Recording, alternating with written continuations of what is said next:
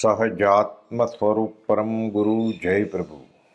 જેનું ચિત્ત આત્મ સ્વરૂપ છે એવા શ્રી શાલિભદ્ર અને ધનભદ્ર, જેણે કોઈ દિવસે કંઈ પોતાનું કર્યું નથી એવા પ્રકારથી ગુરુ આદિ ત્યાગ કરી ચાલ્યા જતા આવા વચનામૃત 477. પૂજ્ય બ્રહ્મચારીજી અગાસમાં પૂજ્ય પ્રભુશ્રીજીના અંતેવાસી થયા ત્યારબાદ ચરોતર પ્રદેશમાં ભક્તિ સત્સંગ અર્થે જાય ત્યારે વચમાં પોતાનું પૂર્વાશ્રમનું બાંધણી ગામ આવે. પૂજ્ય મગન બાપા ઘણીવાર સાથે હોય તે સત્સંગમાં કહેતા કે ઘર તરફ સામું પણ જોતા જ નહીં, જાણે કોઈ દિવસે કંઈ પોતાનું કર્યું જ નથી. તે રીતે શાલિભદ્રને ભગવાન મહાવીર મળી ગયા હતા. અહીં પૂજ્ય બ્રહ્મચારીજીને બીજા મહાવીર મળી ગયા છે.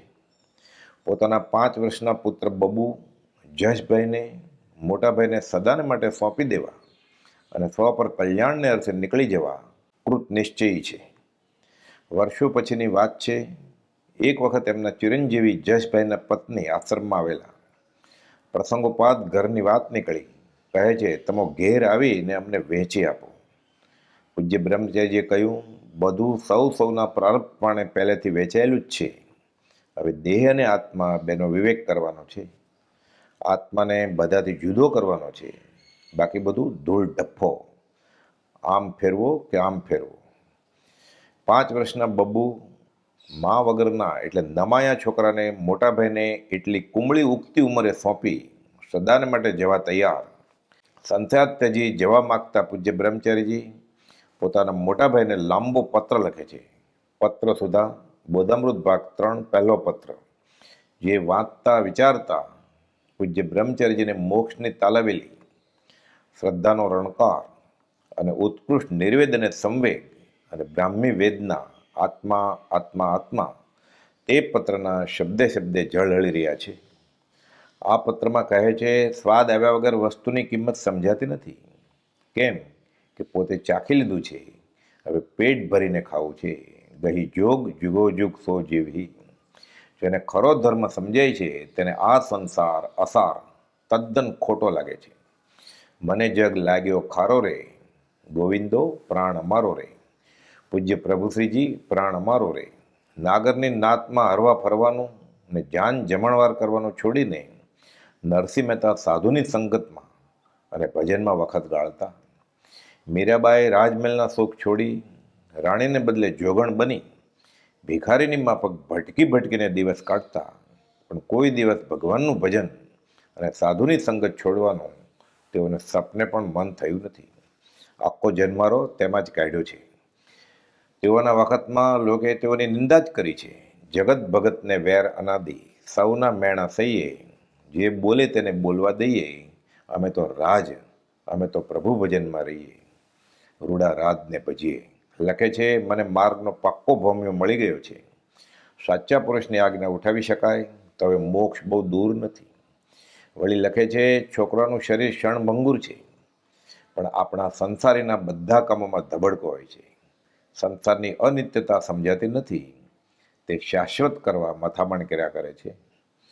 વારસામાં ઉત્તમ જીવન પિતા ગાળે એ પુત્ર માટે જેટલું ઉત્તમ છે તેના જેટલો ઉત્તમ વારસો કોઈ પણ પિતા પોતાના છોકરાને માટે મૂકી શકતો નથી. મેં જેને સારું માનેલું તેવું ઉત્તમ જીવન જ સંતાનને વારસામાં મળે એવી મારી ઈચ્છા હોય જ.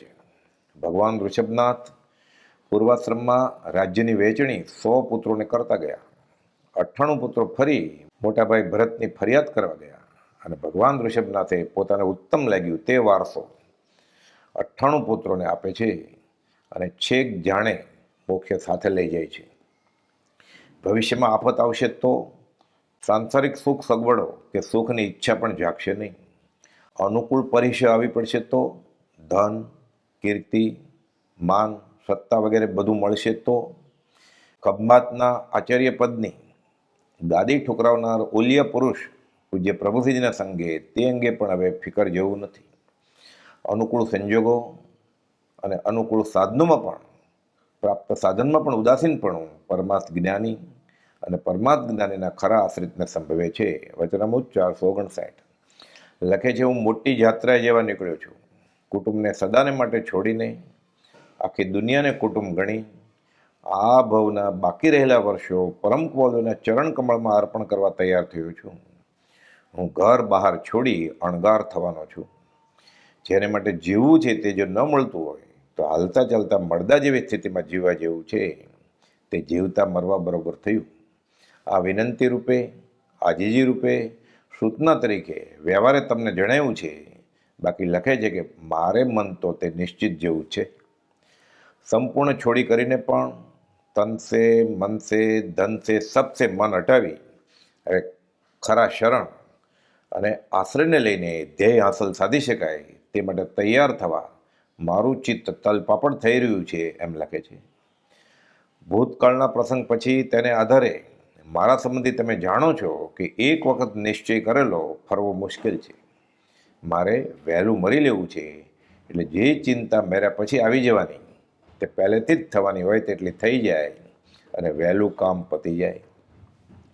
બીજી બાજુ પૂજ્ય પ્રભુશ્રીજીને પણ આજીજીપૂર્વક કરગરે છે, ઝૂરે છે, વિનંતી પત્રોમાં લખે છે કે ગમે તે ક્ષણે જો આપના તરફથી એક સૂચના માત્ર મળે કે મારે સેવામાં આવી ખડા થવું, તો કોઈ પણ વસ્તુ કદી પણ મેં મારી ન ગણી હોય તેમ તેને છોડી આપની સેવામાં હાજર થવાનો ઘણા વખતનો મારો નિશ્ચય છે.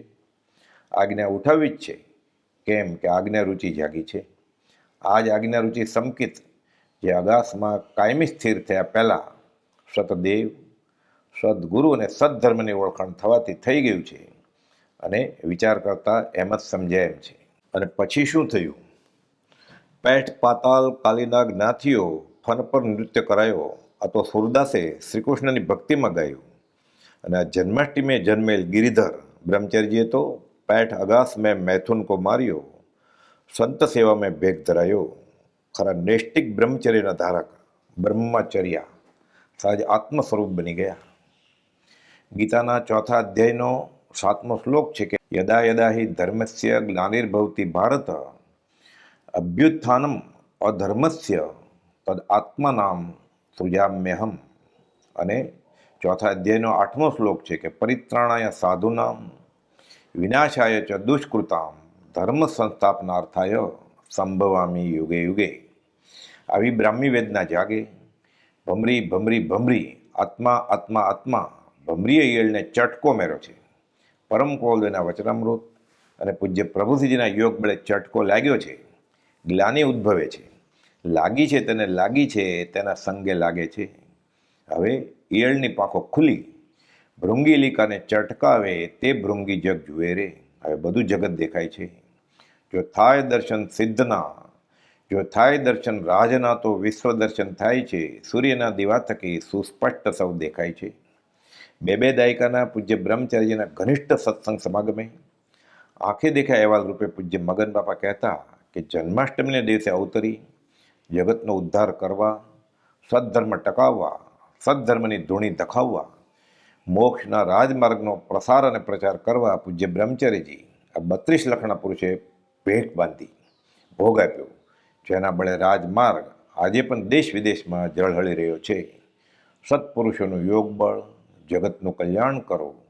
સહજાત્મ સ્વરૂપ પરમ ગુરુ.